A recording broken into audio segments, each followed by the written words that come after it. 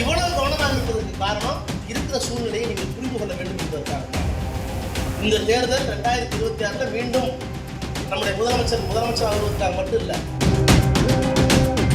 BJP கூட்டணியில் இருக்கிற சந்திரபாபு நாயுடு கட்சிக்காரங்களே சொல்றது வேற வழி இல்லாம கூட்டணி சேர்த்துட்டோம். தயவு செய்து இந்தியாவை அடுத்த காப்பாற்றணும்னா இப்போ பீகார்ல உத்தரப்பிரதேச எலெக்ஷன் நடக்குது.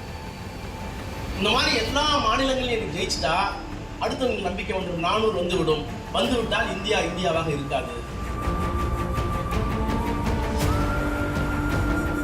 இந்த தேர்தல் 2026 மீண்டும் நம்முடைய முதலமைச்சர் ஆகுவதற்காக மட்டும் இல்லை, நாடாளுமன்றத்தில் 6வது முறையாக இருக்க ஏறத்தாழ 25 ஆண்டு காலம் இருக்கிறார்.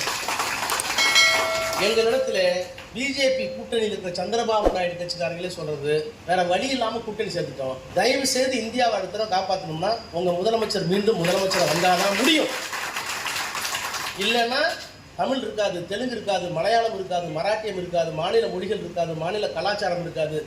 நம்மகிட்ட இத்தனை வேற்றுமை இருக்குல்ல, எல்லாம் சேர்ந்து தானே இந்தியா. நீங்க கட்டுற வேட்டியை மகாராஷ்டிரா கட்டுறானா, மகாராஷ்டிரா கட்டுற ராஜஸ்தானில் போடுறானா, ராஜஸ்தானுக்கு தொட்டு காஷ்மீர்ல இருக்கா, காஷ்மீரில் போடுற புள்ள கேரளாவில் இருக்கா, உணவு ஒரே மாதிரி இருக்கா? கேரளாவுக்கு போனீங்கன்னா என்ன கறி ஃபேமஸ்ன்னு சொல்ல வேண்டியதில்லை. அந்த கறி ஃபேமஸ் இங்கே சாப்பிட்றோமா, இங்கே சாப்பிட்றதா அங்கே இட்லி தோசை அங்கே சாப்பிட்றானா?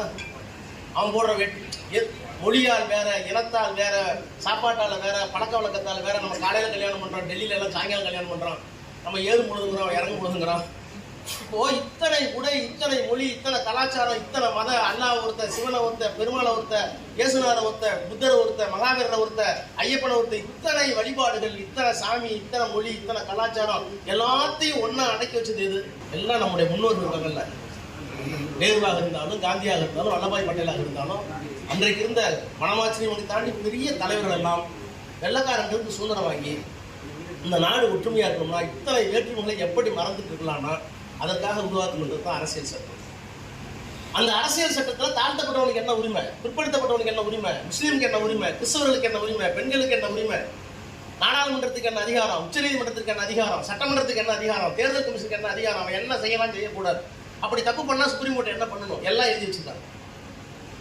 அந்த அரசியல் சட்டம் தான் இவங்க இடிக்குது.